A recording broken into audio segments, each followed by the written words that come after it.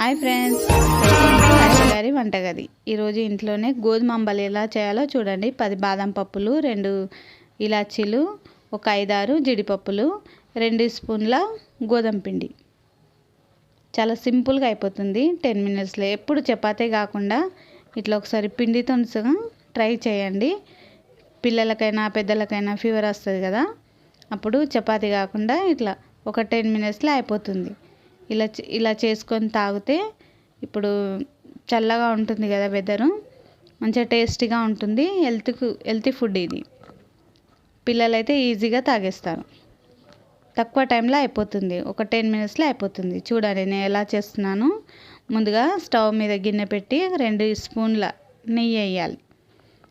Oil అయితే బాగుండదు, నెయ్యితోనే, నెయ్యి అయినా డాల్డా అయినా 2 స్పూన్లు వేసి 2 స్పూన్ల గోధుమ పిండి వేసి మంచిగా ఫ్రై చేయాలి.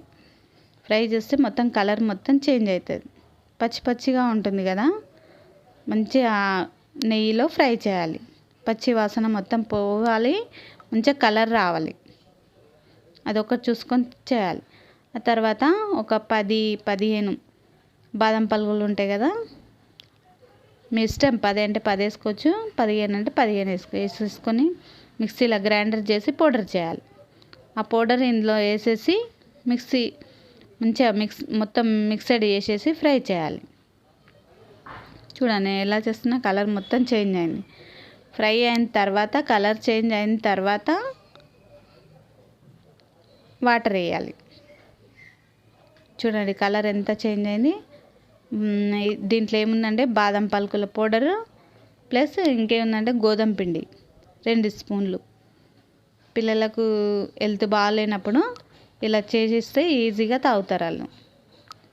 దీంట్లో షుగర్ అంటే షుగర్ వేసుకోవచ్చు, సాల్ట్ అంటే సాల్ట్ వేసుకోవచ్చు. మా ఇంట్లో అయితే సాల్ట్ వాడతాం కాబట్టి కొద్దిగా ఒక చిటికెడు సాల్ట్ వేయాలి.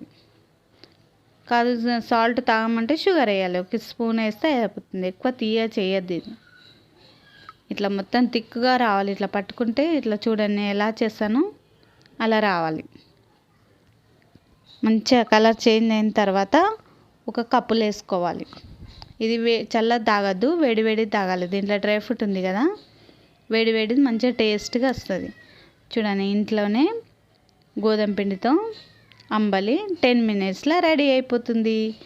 ఏది ఇష్టమైతే అది డ్రై ఫ్రూట్ వేసుకొని, జీడిపప్పు ఉంటే జీడిపప్పు, లేదంటే అలా తాగాలంటే జీడిపప్పు ఉంటే టేస్టీగా ఉంటుంది. Boy friends.